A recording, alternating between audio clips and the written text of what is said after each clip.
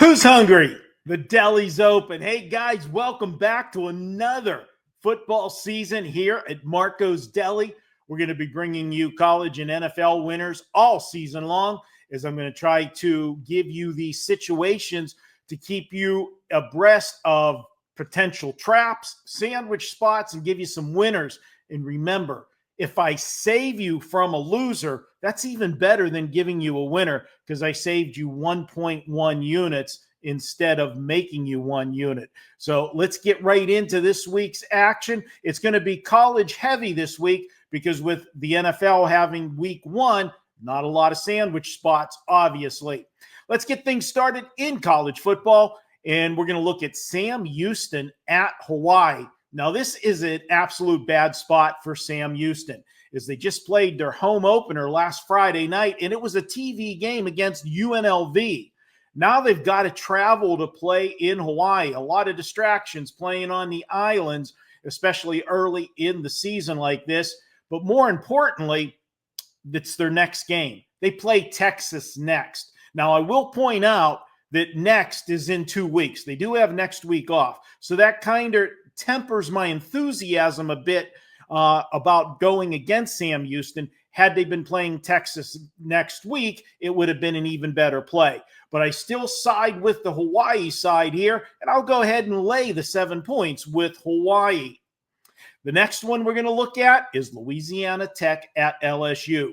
Now, LSU coming off that huge win last week against Clemson. They return home for their home opener. And that's the only negative to this one, is it is Clemson's home opener, or LSU's home opener after that big win against Clemson.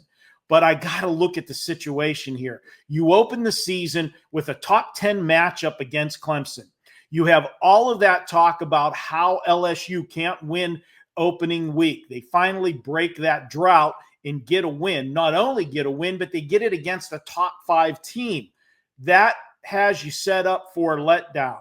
And when you look at who they play next week, oh my God, what a sandwich spot. Off of Clemson, and you got Florida on deck. Talk about a sandwich. Hey, is LSU going to lose this game? No, but they could come into this one flat. And when you're laying 37.5 points, that's not what you want to be doing. So we're going to go ahead and take a look at Louisiana Tech plus 37.5, sneak in under the number as LSU gets caught in the sandwich.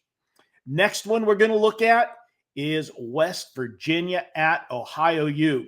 Now, this is an absolutely dangerous look-ahead spot for West Virginia. They're coming off a 45-3 romp over outmanned Robert Morris with a big rivalry game on deck. Now, who is that rivalry game on deck? Well, next week they play the Pitt Panthers. And if you're familiar with the Pitt-West Virginia rivalry, also known as the Backyard Brawl, these two teams used to play every year until teams changed conference affiliations and they disbanded this rivalry. Now they brought it back. They played last year, and what a barn burner it was, as Pitt came from behind to win 38-34.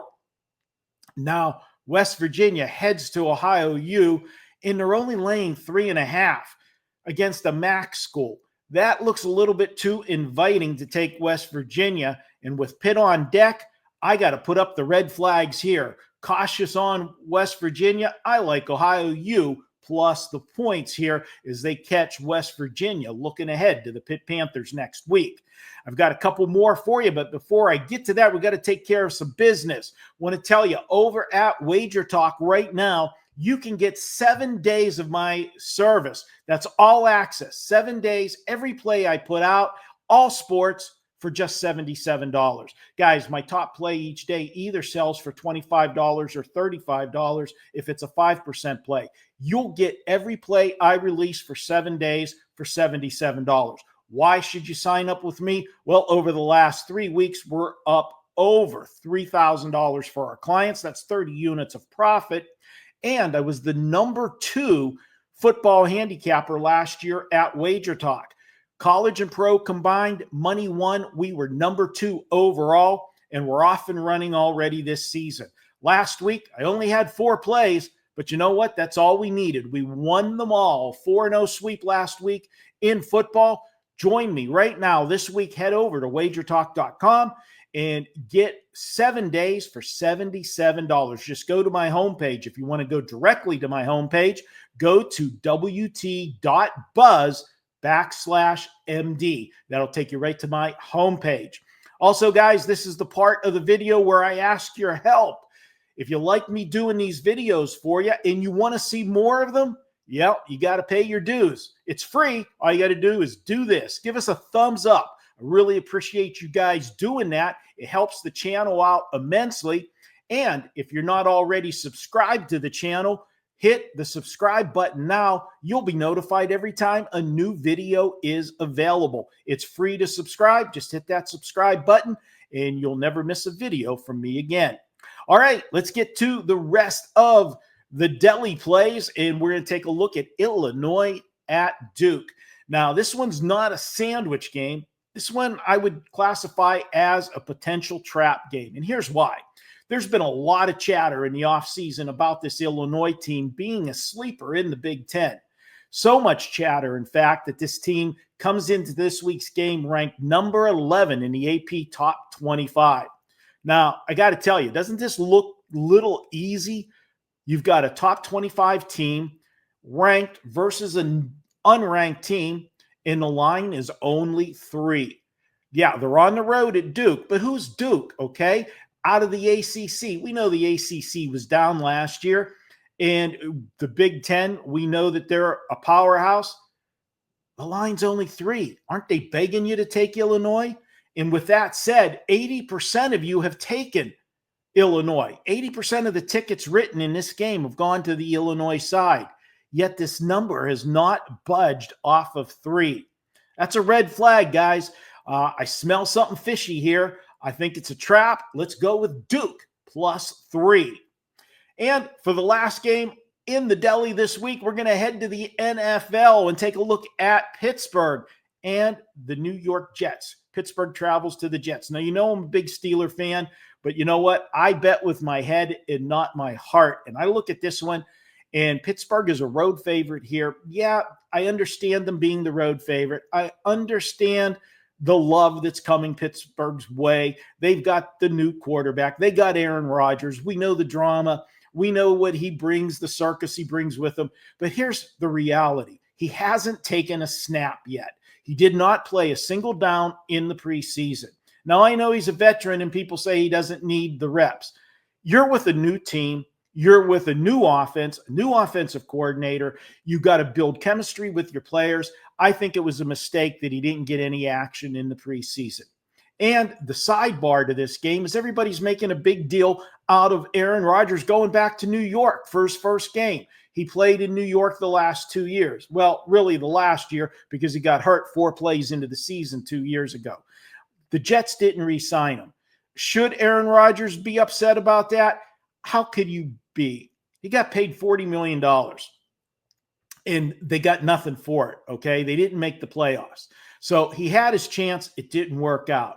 You know who should have a chip on his shoulder?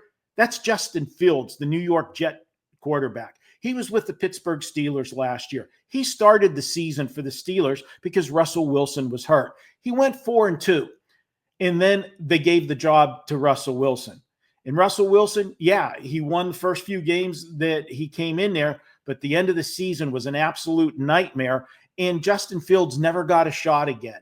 I think the Steelers should have kept Justin Fields and signed him and gave him a shot this year. I think he's the one with the chip on his shoulder. And even though this is week 1 of the NFL and we don't have sandwich spots, I think this is a trap game if you're looking at Green Bay. Or excuse me, I associate Aaron Rodgers with Green Bay, the Pittsburgh Steelers, with the line being 3. Now, we're seeing some 2.5s popping up now, too, as we're seeing some sharp money come in on the Jets side, agreeing with my take on this game. I like the Jets plus the points here.